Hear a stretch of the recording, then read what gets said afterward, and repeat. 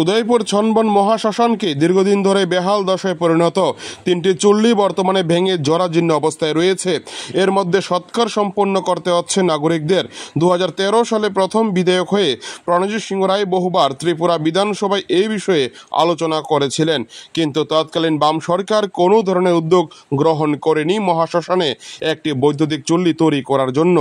বহুবার এ নিয়ে লড়াই সংগ্রাম করেছেন বিধায়ক প্রণজিৎ সিংহ রায়। 2018 সালের বিধানসভা নির্বাচনে রাধাকিশোরপুর বিধানসভা থেকে দ্বিতীয়বারের জন্য আবারও বিজেপি বিধায়ক নির্বাচিত হন তিনি। পরে মন্ত্রী হয়ে উদ্যোগ গ্রহণ করে বৈদ্যুতিক চুল্লির জন্য শুরু হয় প্রশাসনিক কাজকর্ম।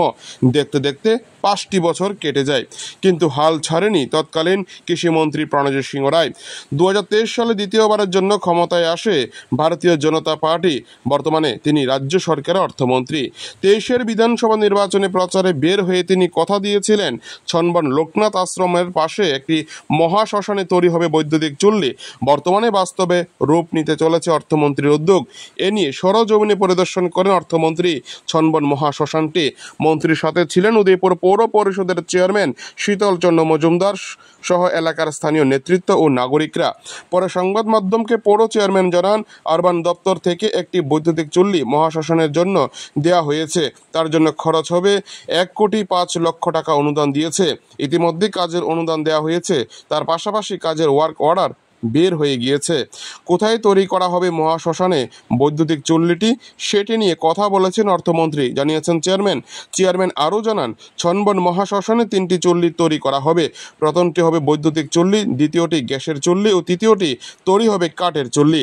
আগামী সপ্তাহের প্রথমে ইঞ্জিনিয়াররা গোটা মহাশ্মশানের জায়গাটি দেখে নির্ধারণ করবে কোথায় তৈরি হবে এই সমস্ত চুল্লিগুলি। সব মিলিয়ে দীর্ঘদিন ধরে যে একটি সমস্যা ছিল, কখনো ভেজা লাকড়ি, আবার কখনো লোকের অভাব, এই দুইয়ের জাতাকলে পড়ে সমস্যা সৃষ্টি হয় মৃত্যু হয়ে যাওয়া ব্যক্তির সৎকারে।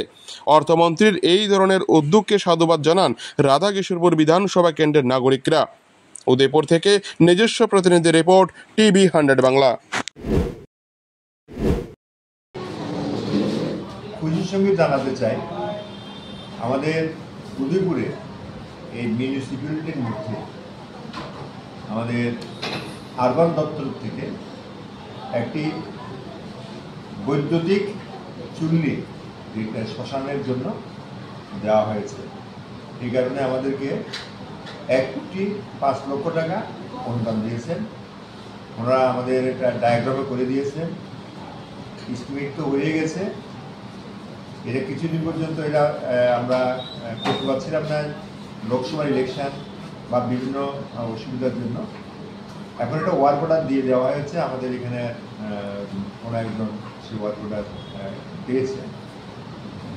মাননীয় মন্ত্রী আমাদের শ্রী প্রণজিৎ সিংহ রায় মহোদয়, অর্থমন্ত্রী আমাদের ত্রিপুরা সরকারের, উনি সহ আমি আজকে আমাদের সেই লোকনাথ আশ্রমের যে বর্তমান শ্মশানটি আছে, এই শ্মশানে হবে এবং কোন জায়গা এটা ঠিক করা হবে এটা আমরা দেখতে গিয়েছি।